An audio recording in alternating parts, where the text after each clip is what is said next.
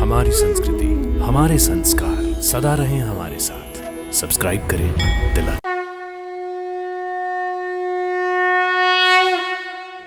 भक्तों नमस्कार। हमारे यात्रा कार्यक्रम दर्शन में आपका हार्दिक अभिनंदन है।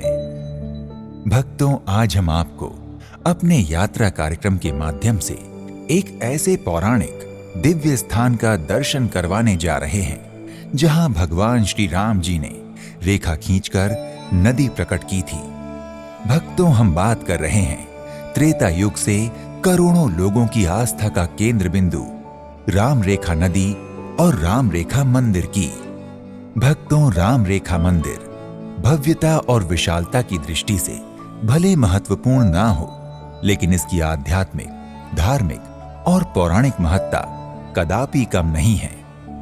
राम रेखा मंदिर बस्ती नगर के पास स्थित एक प्रसिद्ध धार्मिक स्थल है। ये अयोध्या 84 कोस परिक्रमा का पहला पड़ाव है। श्रद्धालु इस राम रेखा नदी में स्नान कर राम रेखा मंदिर की परिक्रमा करते हैं।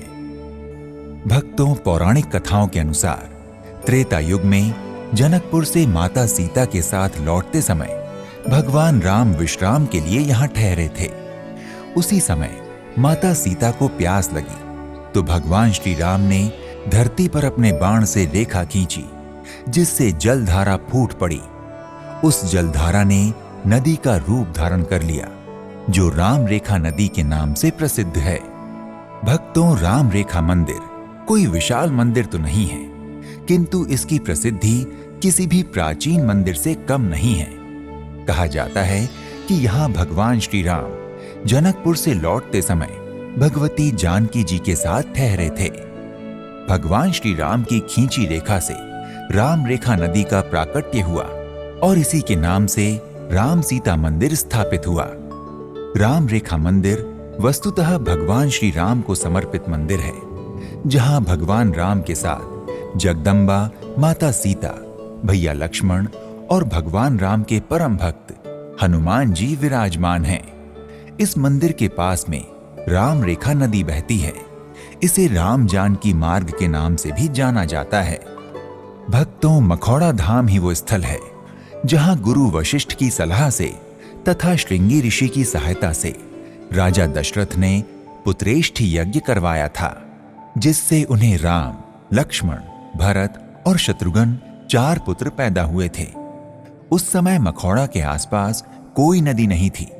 उसी यज्ञ के समय मनोरमा नदी का अवतरण कराया गया था।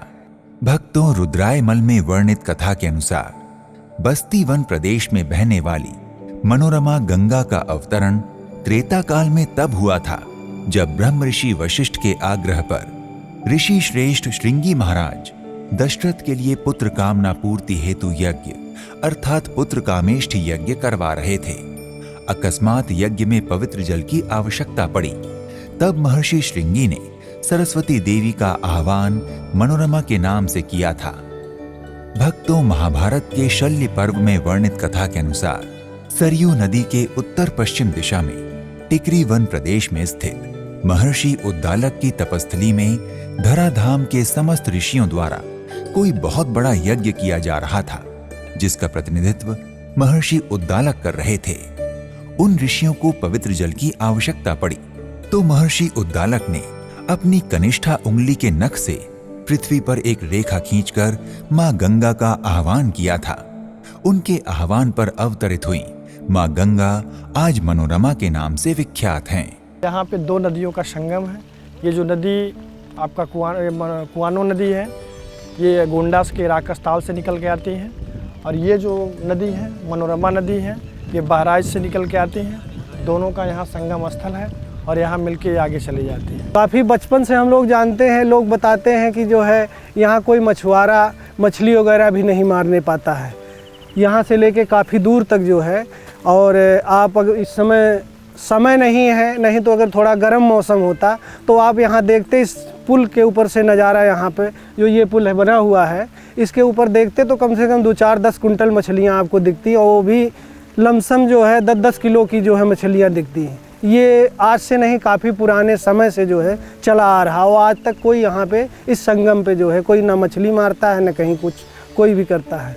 भक्तों, धार्मिक व पौराणिक कथाओं के अनुसार मनोरमा दुनिया की एकमात्र ऐसी नदी है जिनके दर्शन, मज्जन तथा पान से मनुष्य के मनसा, वाचा व कर्मणा यानी त्रय तापों सहित समस्त पापों का अंत हो जाता है। भक्तों, अगर आप भी बस्ती जाकर राम रेखा नदी में स्नान करना चाहते हैं, राम रेखा मंदिर में भगवान श्री राम और माता सीता के दर्शन कर उनका आशीर्वाद प्राप्त करना चाहते हैं, तो यात्रा का श्री गणेश कीजिए।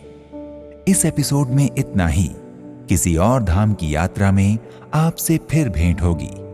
तब तक के लिए हमें विदा दें। नमस्कार। इति शुभम।